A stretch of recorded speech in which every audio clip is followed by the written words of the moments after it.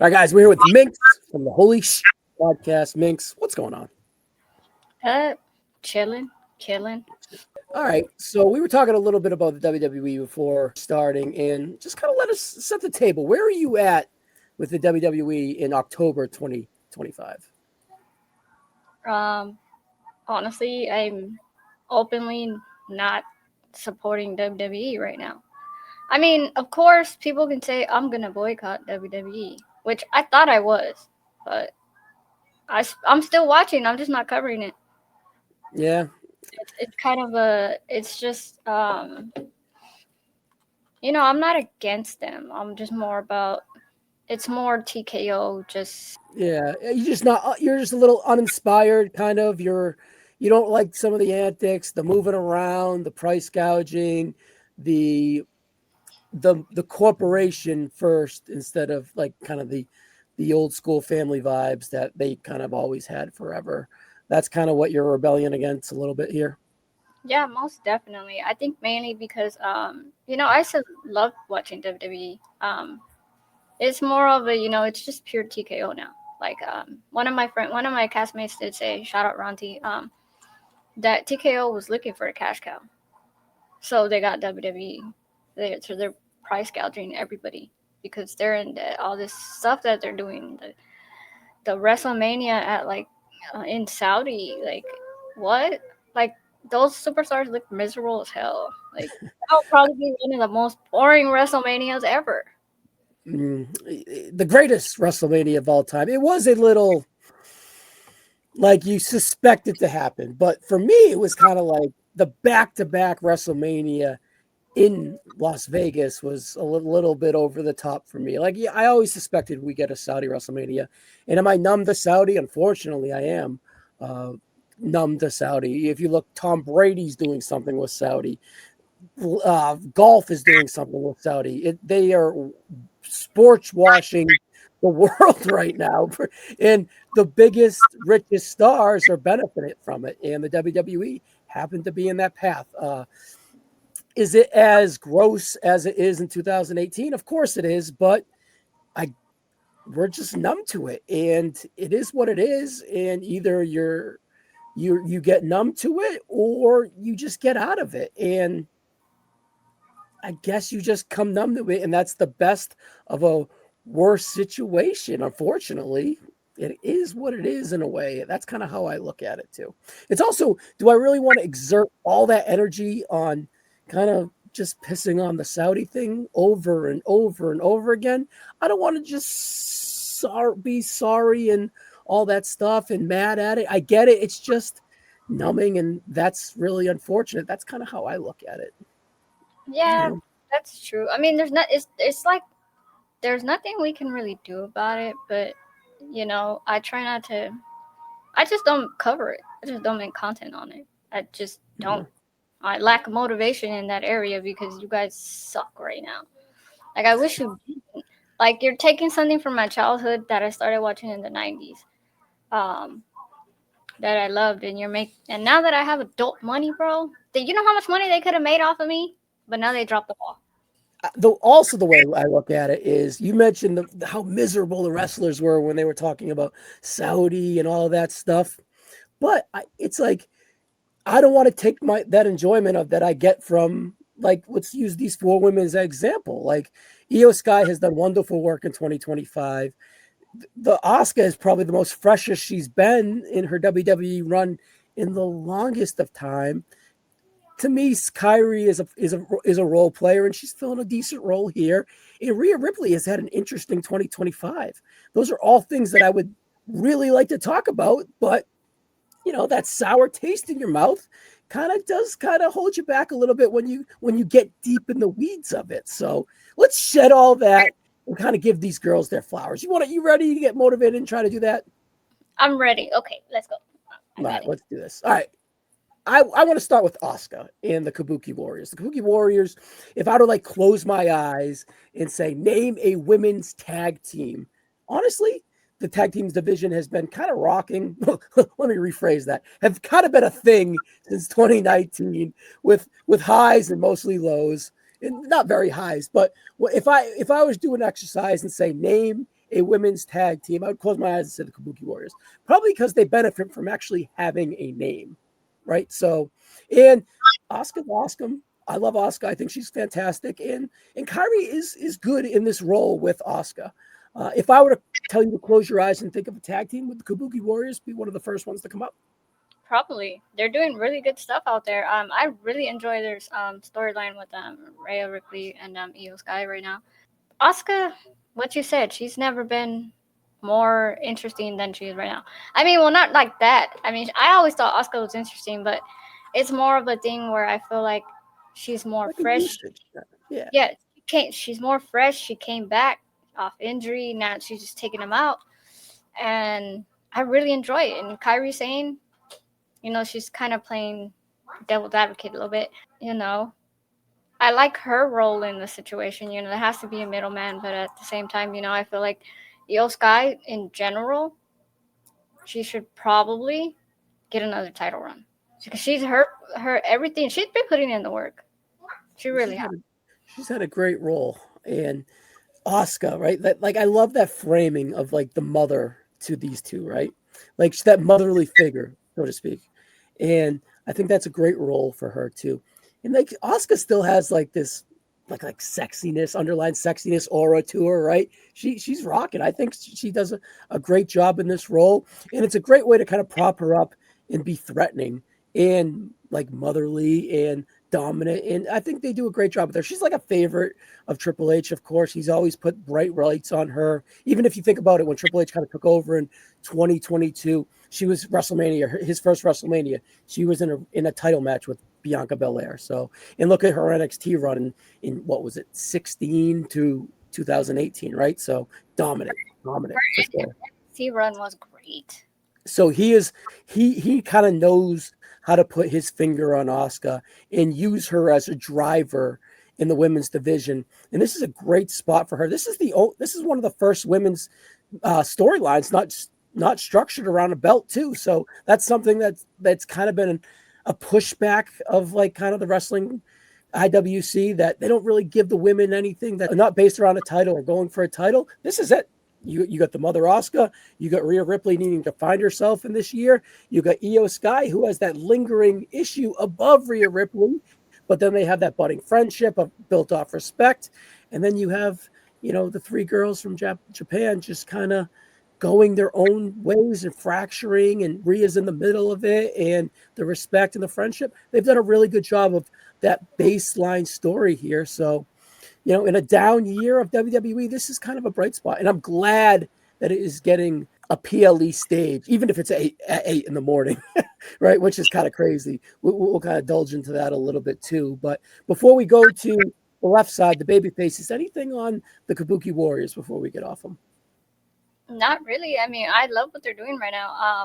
I've actually been waiting for Asuka to come back and, for her to get in the ring and stuff. But I would like to see more of Kairi Sane. Not just playing devil's advocate. I want her to like tell Asuka the truth. Like, the way you acting is kind of crazy, dude. Chill. I think that would fit into the storyline way more better. But I have nothing against the Kabuki Warriors. I really enjoy them. I really do. They remind me of anime, and I like anime, so it's kind of a thing. Okay. Is I'm not an anime guy, sorry, but is that like a Japanese culture thing, like with their? Because I want to transition to Iyo and her acting. Like I her acting is very. How do you want to describe? How would you describe it? I don't have a word for it, but I don't want to say childish. But like, is it like that anime culture, or is it like the Japanese? I've seen it described as Japanese culture with like sounds, like the ooh and like the sounds or whatnot. Like is that like? And it's an interesting way for her to express her emotion, because she's very emotive in that she's very charismatic in ring, but English is her second language, right? So I don't know. How do you think Iyo is doing in this role? I think it's to me, honestly, it's extremely interesting to watch her convey her emotions to Asuka and Kairi while playing into Rhea as well.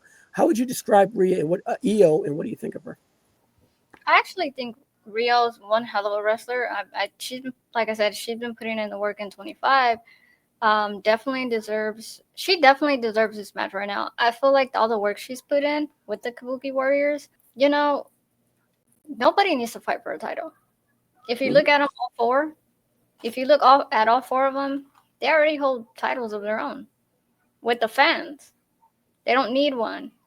So I feel like they're eventually they'll all be title holders at one point, you know. But on the EO stance, I feel like she should get another title run because I've loved what she's been doing. She's really been putting in the work. Like from her technique, she's been really mastering her craft. Yeah, Every she time I see her, every time I see her in another match, it's better and better and better. she probably has the two best women's matches within the WWE this year. If it's WrestleMania 41 or it's the Evolution match. So Io really is having a banner year, and she is the case to be the Women's Wrestler of the Year. Based off all this work, she can finish strong, and I think this match is going to be a low-key sleeper. We'll get into our predictions at the end, but before we do that, I want to talk Rhea Ripley. She's the star of this match.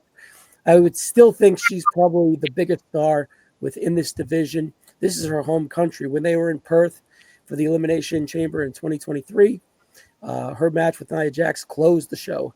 And if you and on paper you'd be thinking that's a little key crazy to kind of think that, but they went up there, had a pretty decent match, and the mommy was home. The star was born. The star, the babyface risen, and that was kind of her lasting days as a quote unquote heel. She would be a fan favorite. No, in very soon time, based off that reaction that she got from Perth almost a year and a half ago. Where are you at with Rhea Ripley 2025? Personally, I like that she's presented more on TV from a wrestling standpoint. It feels like she hadn't wrestled on TV for the longest time. That's more of a WWE presenting their champions type of flaw. That's like, they got a championship. They don't really have to wrestle or defend it. They just kind of shown backstage walking around, giving some menacing looks at their challengers or doing commentary, but never really having actual wrestling matches. And Rhea was champion for a long time. She was not really christened with that like in-ring presence. She was always a background character because she was champion, and that's more of a flaw than a feature in the WWE, kind of under Triple H, in my opinion. But you can delve into that, or overall, where you at with Rhea? I think she's kind of having a low-key good year due to in-ring action. Yeah, I feel like she's having a good year as well. I mean, even though she's not a title holder, I feel like once again she don't need a title. She's that woman is so over everywhere. She doesn't need it. She's Yeah. so over with the fans. She doesn't need any title matches. She's Rhea Ripley, and that's just how I see it. She's really been putting in the work, and I'm enjoying her babyface turn. I enjoyed her as a heel, more better, but With like I that dominating role over Dom. yeah, Yeah. that like it's just her look. She should be a heel. But I'm loving the babyface work they're putting into her. Like it's showing like she has some kind of humanity in her. And that's what I like when they evolve characters and then, they turn them babyface and you're like, oh dang, I never thought I never would have put that together. It's Yeah. kind of a nice thing to see them evolve. So I'm really loving her, her turn. Yeah, she has a chance to be like a company superstar, like not just a women's superstar. She has a chance to be a crossover superstar. She's extremely popular, even in genres outside of the WWE. People see her and you're like, what is that? Like she has that, like you said, incredible look. It's like eye catching. It's interesting. You look at it. What is that? You watch it. Her mannerism. She has a unique star power and charisma to her that has crossover appeal, and I feel that she just loves wrestling. And I'm not like, when I say crossover appeal, I don't think she's going to like leave. I just feel crossover appeal where she could be like the top star within this company. I think that is her height. And I'm glad that she's delivering from an in ring standpoint this year, because that should be the focus with her, not just kind of her showing up and being a background player as champion, which was kind of her role for 2 years as champion off and on, in my opinion. So I'm glad that she's kind of putting in the work. And well, let me rephrase that. They're presenting her as putting on the work. Do you agree that she has that like pop culture uh, upside, or am I kind of overvaluing that? What do you mean pop culture upside? like mainstream. Like she can be the top star in the company. She has that mainstream appeal where she can break out of the WWE and do Or whatever she wants, become the biggest star in the WWE, be a household name for non-wrestling fans. People see her, they're glued to her. It's the goth confidence look that's just awesome. Sex appeal, stuff like that, you know? you mean like a The strong. female? Yeah, perhaps. Like I don't think I don't think she would leave and become an actress, but I think that she wants to be an actor, but I think that she has like big box office appeal. I feel You like know? she. I feel like she can, if she wanted to, she could become the next The Rock. People like how many fans she has, and she is so over. Trust me, if you're not her fan, you're gonna be her fan after, and you'll be like, oh, she's a wrestler. Oh, I didn't know that. And then she's gonna get more. Um, she's gonna be watched even more after they find out. So like, fans are Yeah. fans. You should get them everywhere. She's the ultimate like airport test. You see her, you're gonna turn your head and be like, who is that? Right? So all right. So I think that our juices are flowing here. And I think that this kind of a feud here is has more juice to it. I'm gonna pick what's their gimmick name? Ia in Rio. What'd you call him before? Rio. Rio. Never heard of that, but I like it. Rio. Okay, I'm gonna go with them here, and I think that Asuka can spit the mist, and they can still have the fracturing with Io and Kyrie, and I think they can still have legs. I think this is like chapter one to this feud. And do you think that Rio should win, or do you think the Kabuki Warriors should win and maybe kind of settle Io, and then maybe Rhea goes off and does something else? What do you think kind of happens? Honestly, I hope this isn't a one-time thing because they can really spread this out for long term. Agree. But I feel like I'm gonna have to go with the Kabuki Warriors because Asuka's missed. Okay. All right. See, I think that the Perth is what kind of got me to go with it because I kind of love the Kabuki Warriors. I'm not going to lie. Even though I love Rhea, I love Io, but I feel like the Kabuki Warriors could use it more. That's why I kind of want them to do it. But I feel like, it's in Perth, that home reaction. I just feel that Rhea is the pick and Io is the pick too. One last question. Two, actually. First being, who's more likely to be women's champion for next? Iyo Sky or Rhea Ripley? Io. Ooh, that was sudden. Okay. And then over under SummerSlam 2026. So about 10 months, call it. Will Rhea Ripley pin Iyo Sky? Because that's the underlining story between the two is Rhea has never had a pinfall victory dating all the way back to NXT versus Iyo Sky. It's been an underlining respect between the two, which really formed this friendship that cracked the Kabuki Warriors with Io, and that is the kind of the money in this feud. Over under SummerSlam 2026, will Rhea Ripley pin Iyo Sky? Yes. It's for the title. She'll pin anybody. Okay, so for the title, so Iyo Sky will win the title, and then sometimes in 2026, Rhea Ripley will defeat Iyo Sky. Yeah, when you're holding a title, you have no friends. It's a great point. All right, every Wednesday night, the Holy podcast. I love saying it like that. I don't know. So, but anyways, what do you guys got going on? Well, right now, the guys are doing AEW. Our head podcaster does like little clips of the shows. We are actually down for the season, I think. So we'll be starting up soon again. Okay. All right. So I've seen the clips. They kind of make their ways around. The guy that runs it, like you said, does a really good job of distributing, and you guys are making a name for yourself. So good for you guys. I'm sure. Season format though. So when do you know when next season starts? I have no idea. Whenever they say, "Get off your ass." All right, guys. Well, I'll put it in the description. Give him a follow. Give Miinx Mayhem a follow. And Miinx, we'll see you on the next one. Thank you. You're welcome.